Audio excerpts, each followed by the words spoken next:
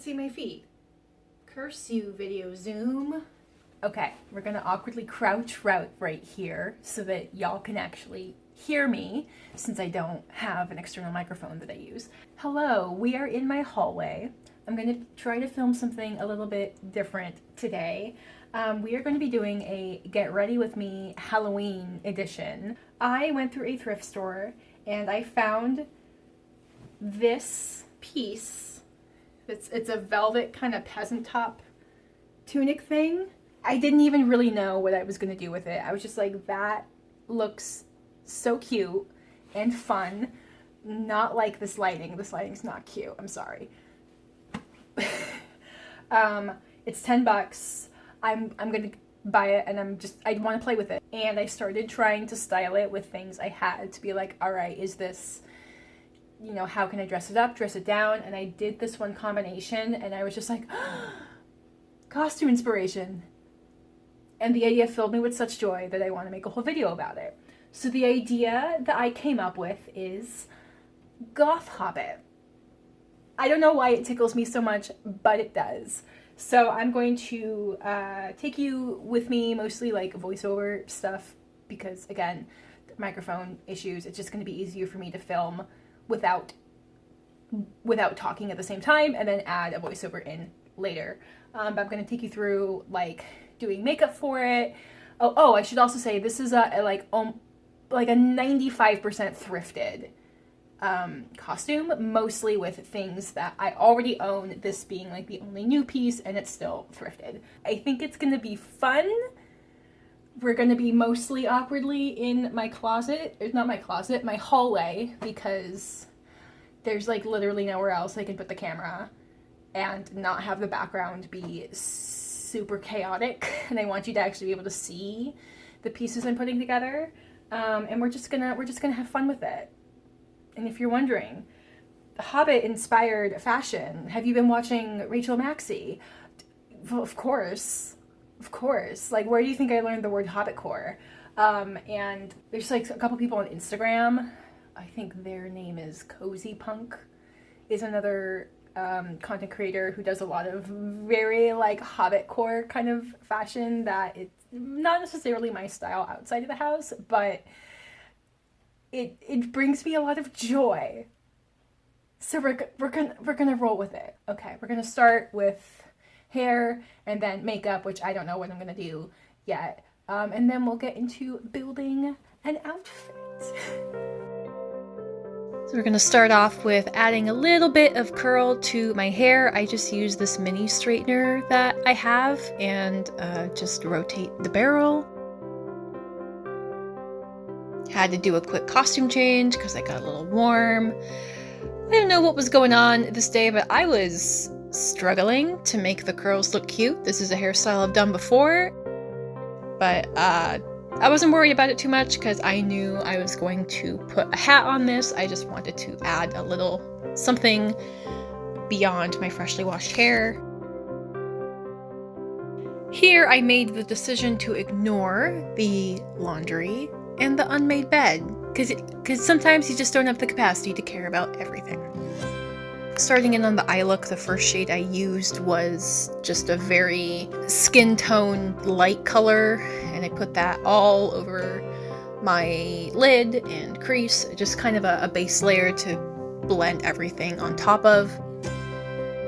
Then I went in with this kind of mid-tone warm brown, and I put this all over the lid and then built it up more in the crease, and then brought it down to my lower lid. Next I went in with a darker purple-toned brown in a fairly small but not super teeny brush, and started to build up the liner on the bottom of the lash line.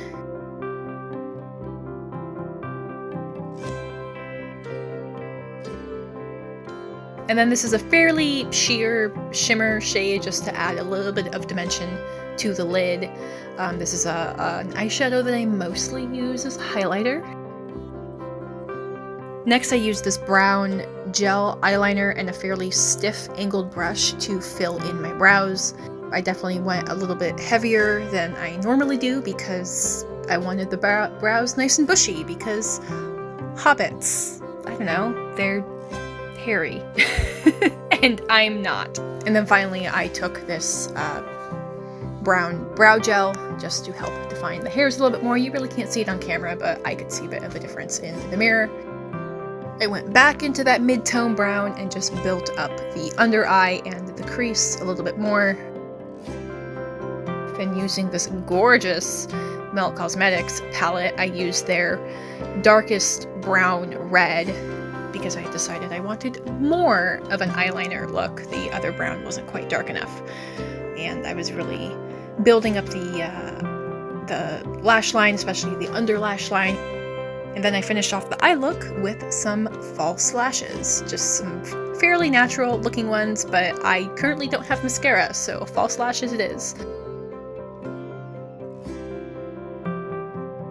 Next we're moving on to blush. I started off with a light peachy blush color from the Menagerie Cosmetics Arthurine blush palette.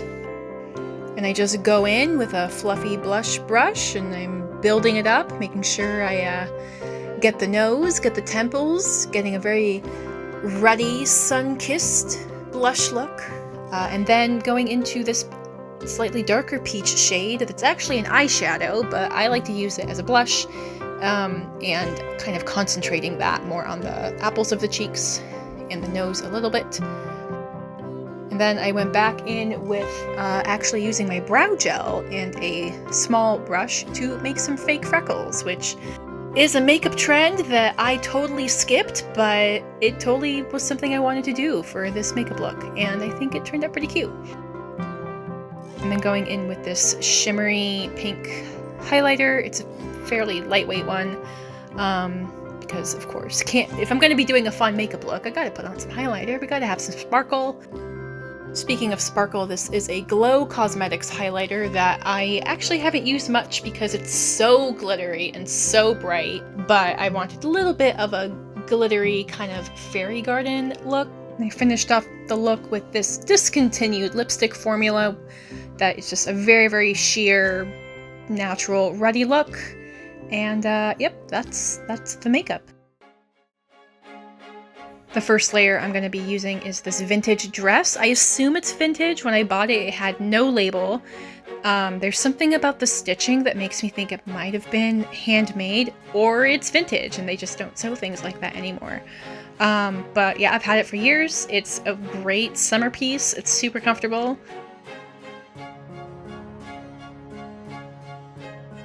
And then the piece de resistance, this new thrifted piece. This is pure DKNY. It's this lovely soft velvet. It's got the same kind of ruching around the edge of the sleeve and then a drawstring across the neckline.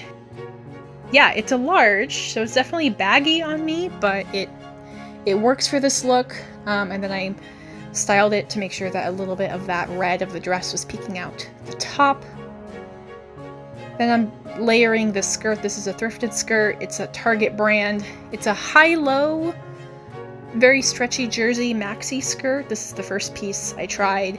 It worked, but it wasn't quite the silhouette I was going for. So then I pulled out this other skirt. This is from the brand Hillary Radley, which I'm not super familiar with. It has a much wider elastic waistband and it's a shorter length overall than the maxi skirt. And I wanted it even shorter so you could see more of the hem of the red underneath. So I rolled it up, which made the waistband super awkward, but fear not, we're gonna cover it up. We're gonna make it look cute. And of course, I mean, could you have a gothic leaning outfit without a corset? This is one of the few pieces that I actually purchased new. This is from Orchard Corset, but I've had it for about 10 years. So I think we can still check off a little bit of sustainability aspect in that regard. It's a fully boned little waspy waist cincher. There's a bunch of extra ribbon on there because the length of ribbon I had on there before no longer really fit me.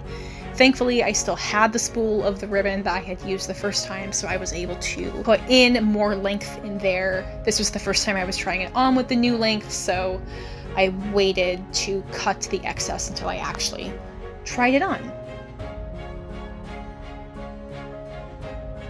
Okay, now we are going to add some detail. First off, this is a cloth belt that goes with a Mexican dress that I have. And then this belt with the flowers, this was actually from my wedding dress. It used to be a rectangular shape like the red belt that I put on first. And then I had the lady who did my dress alterations, she was able to cut out and hem the shape of the flowers and then add the clasps so that it was a clasp closure instead of tying it like the other belt.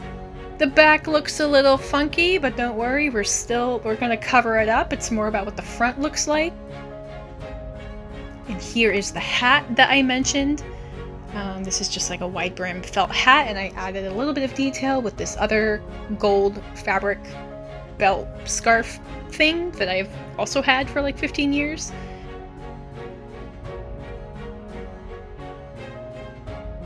I don't think hobbits are much for jewelry, but I have these like natural bone earrings. And then this is another impulsive but favorite thrift find. This is a reversible wool shawl. I think it's wool. I don't remember if it has any labels on it. But I just styled it like this and voila, cape.